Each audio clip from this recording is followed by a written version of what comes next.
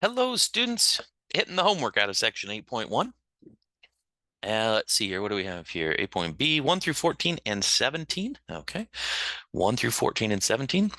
So as you go through, these are focused on turning things into algebraic expressions. So make sure you read the directions carefully. Sometimes it will say equation. Give me an example of that right over here. Here it says write an algebraic equation relating m and n. Over this one says it's an expression. So when it says 10 more than a number, think of a number and think of something 10 more than that. This is all it's asking for. It's not asking for anything else. There is nothing to solve when you have an expression. You might have something to solve if you have an equation, but you might not. Again, an equation doesn't just mean solve just because it's an equation. Okay. I will ask you to use your problem solving ability like we did before. And you'll see some equations, some questions that look, you're like, oh, these are back, which I know is going to be exciting for you. Um, Matchsticks or toothpicks. I know we had some of those. I know everybody loved those so much. I thought this would be great. But let's see, let's continue on over here. So if you had discover a possible tile pattern in the following sequence, how many shaded tiles are there in the nth figure? Okay, so again, start by kind of just counting, making yourself a pattern. See what you can see. 1, 2, 3, 4, 5, 6, 7, 8, 9, 10. Okay, two. Okay, so first has 10 shaded tiles. 1, 2, 3, 4, 5, 6, 7, 8, 9, 10, 11, 12, 13. Okay, next one is 13. 1, 2. Oh, I don't know about you, but I'm seeing a pattern. I want to just kind of call it out. See how there's two on top, there's two on bottom, two on top, two on bottom, two on top, two on bottom. So it's always the two on top and two on bottom. Okay, so I always got that. Then after that, there's like threes, and I make these threes. And it basically, if I add another row, I just get another three, it looks like. So 1, 2, 3, 1, 2, 3, 1, 2, 3, 1, 2, 3, 1, 2, 3. So four threes here. So 12 groups of three, and then 2 and 2 for 4. So 4 plus 12 gives me 16. Okay, aha. Now it asks me for the nth figure. You right now can see the common difference is 3, right? Could you build that equation? What is the nth figure? This is an arithmetic sequence. You can find the first term plus n minus 1 times the common difference, and you can come up with an expression for that. Now it also asks how many white tiles are there in the nth figure of your pattern. So let's see here. Notice white tiles, we start with 3, 4, we have 6. 1, 2, 3, 4, 5, 6, 7, 8. 3, 6, and 6 becomes 12. 1, 2, 4, 5, 6, 7, 8, 9, 10, and 10 is 20. Ooh, interesting. Okay, so I went up by 6, then I went up by 8. So this is not arithmetic. It may not even be geometric, but there might still be a way of finding it. Okay, so look, the first one was a 4 by 4 square. The next one is 5 by 5. The next one is 6 by 6. So we're making squares every time. So we know how many total we have, and we know how many shaded we have. So we could create an expression that's based on the total, 4 times 4, minus the shaded, and just see what's left behind there. And you might be able to simplify it into something really, really cool. Because I can kind of see that here. Hopefully you can too. But if you can't, that's okay. But we did this in 105. A couple of these in the in-class activities. Oh, phew. Okay, love that stuff. Love it, love it, love it. Okay, let's see here. In the following descriptions, write an expression in terms of the given quantities. What is the cost of having a plumber spend H hours at your house if they charge $30 just for showing up, and then X dollars per hour of labor? Okay, so then you're going to create an expression. Okay, what is the temperature T hours ago if it's 40 degrees now and every hour it's dropped by 3 degrees? Well, if it's dropping 3 degrees, if I go back, right, how many hours ago the temperature should be going up as I go back in time? Okay. Let's see here. Algebraic expression, algebraic equation. Okay. Chairs and tables, there's 15 more chairs than tables. Okay, so think about which number should be bigger. Are there more chairs or more tables? Okay, and then you can create an algebraic expression that relates those together. What does that mean? Your equation should have a C, a T, and some numbers, and it should have an equal sign showing a relationship between them.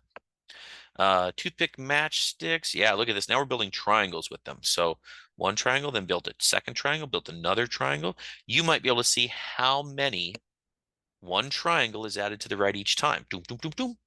Okay. Maybe it's arithmetic.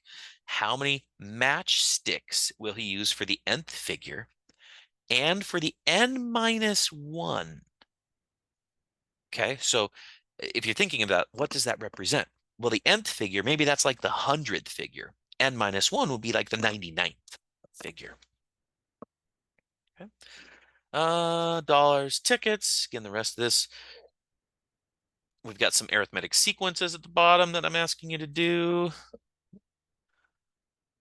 Expression, expression, expression. Ooh, first term in geometric is this. I give you 11th, and I give you the ratio, and I ask you to find the first term. Oh, okay, so you're going backwards in a sense. But really, anytime you have a sequence, it's like, I'll tell you the 100th term, go find me the first term. All you have to do is say, it's the same sequence. It's just going the other direction. So now my first term will be this one, and I have to find the 100th term. So it's almost like, kind of think of it going backwards like that. And I think that's what it was, 1 through 14, and then number 17. Okay, 17. So I did give you one Fibonacci type equation. And this one is about finding the terms.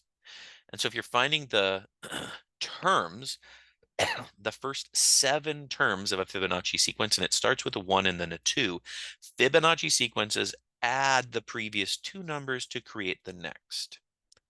So it adds these to create the next. It adds these to create the next. And that's what you do. You just keep adding. 5 plus 8 is 13. 8 plus 13 is 21. And you can keep going. Now, what they're going to do here is they're going to ask you, what is the sum of the first 3 terms? So the sum of the first 3 terms would be 1 plus 2 plus 3. Okay, so don't read into it too much, right? Then it says, what's the sum of the first 4 terms? Well, that's 1 plus 2 plus 3 plus 5. So 5 plus 5 is 10, 11. Sum of the first 5 terms, 1, 2, 3, 4. So 11 plus 5, right? Oh, sorry, 11 plus 8 would be 19. Okay. The sum of the first 6 terms is 9 plus 13. Sum of the first 7 terms, you just keep going as you go, right? Find a pattern for the sums in B through F. Okay. So as you look, your goal is to try to see, is there a pattern between these sums? Now, again, you can absolutely see a plus 5, a plus 8, a plus 13. So we get that pattern. But is there any other pattern you might be able to see? Okay. There we go. Like I said, Fibonacci is a cool one, and there's a lot of fun stuff in here. If we had the Fibonacci sequence, oops, not 4, why did I write 4? Sorry about that. 5, 8, 13, 21, 34, 55, and so on. So some of the cool things about Fibonacci is if you take 2 numbers that are kind of on opposite sides of a particular number, and you multiply the middle one by itself, and you multiply the other 2 numbers, you are always off by 1. Okay, so here, 3 times 3 is 9, 5 times 2 is 10. Okay, but see, I just happen to go in particular ways, picking particular terms. If I was to pick the other terms, so if I pick now, let me choose a different color here. If I chose the 3, the 8, and the 5, the middle term 5 would be 25. 8 times 3 would be 24. So when you multiply, right, 2 numbers, you're going to get 1 below it. The next time I do it, I get 1 above it. The next time I do it, I get 1 below it. The next time it's 1 above. It's always off by 1, but it alternates back and forth, whether it's 1 or whether it's 1 above or 1 below. And actually, let me see here. I wonder if I can get a Pascal's. triangle up here. Maybe the Wikipedia one, I guess. So here's what's really cool about this. Oh, did they let me zoom in? Maybe they'll let me zoom in on this. I hope so. Thank you. Let me zoom in. I really want to zoom in on this. All right, that's gonna have to be whatever I can get. All right, so here's the idea.